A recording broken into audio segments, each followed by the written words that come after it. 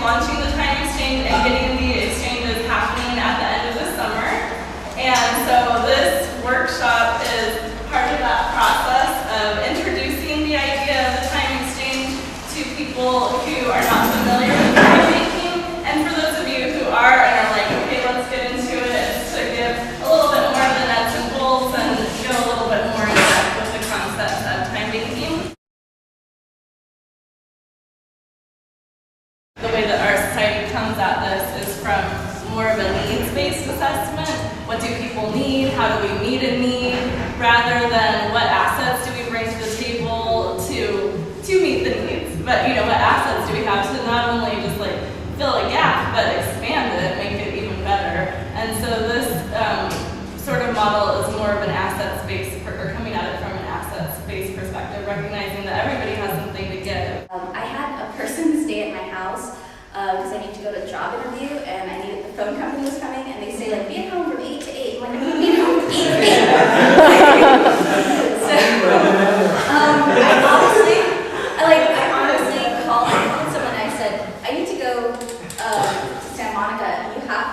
All you need to do is just stay at the house. You can knit, you can watch TV, that's all you have to do. And then she earned time hours for that, and I said, valuable. So this kind of flips the script on the whole idea of volunteerism or even charity, where somebody with more resources, be it time, education, money, is like, oh, I want to help these people, so I'm going to give my resources to you without even kind of examining where that difference in resources comes from and how that's part of our society. So this flips the script on that in the sense that it recognizes that, well, I might have something to give, but so does the person that I'm helping. They have something to give to. It might not be directly to me, but it creates these circles of giving. There's always going to be a deficit, and we actually encourage that because it encourages more exchanges. And so, for example, let's see, our first founding members who was really active, he's a massage therapist, he was a licensed contractor, but kind of is just a handyman. He's really popular and baked all of these hours. But what he's getting done now, it really does, if you give it time, balances out.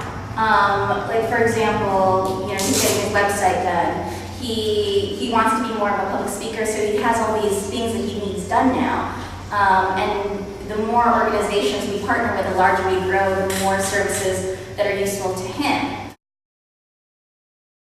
And so we started a kind of a social service agency, a small one, and a food pantry. And started to get really busy, and people were coming through, and we were really friendly. We had some great volunteers.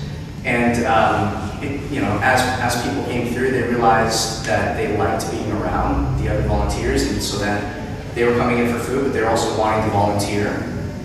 And so we were finding places for them to volunteer. And honestly, we were running out of things for them to do. So I started to think, there are probably a lot of people like this out in our community that they come in and they get things, and then they leave, and they feel like they can never contribute anything.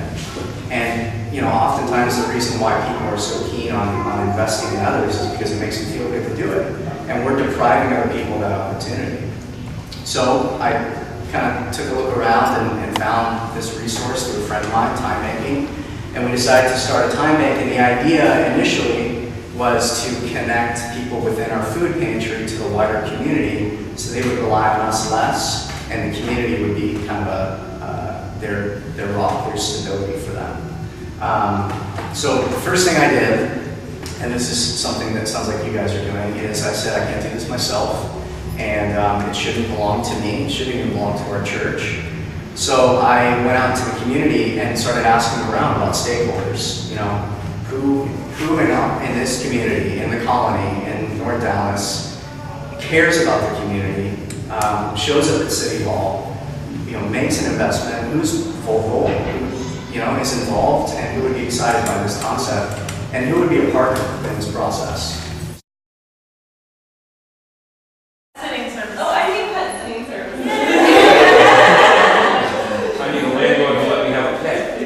I'll have some self-defense training too. I can do photography for weddings or portraits or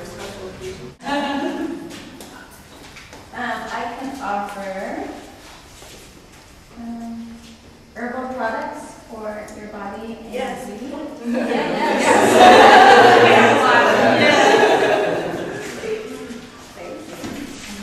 I can offer cooking for groups over 100 up to 1,000.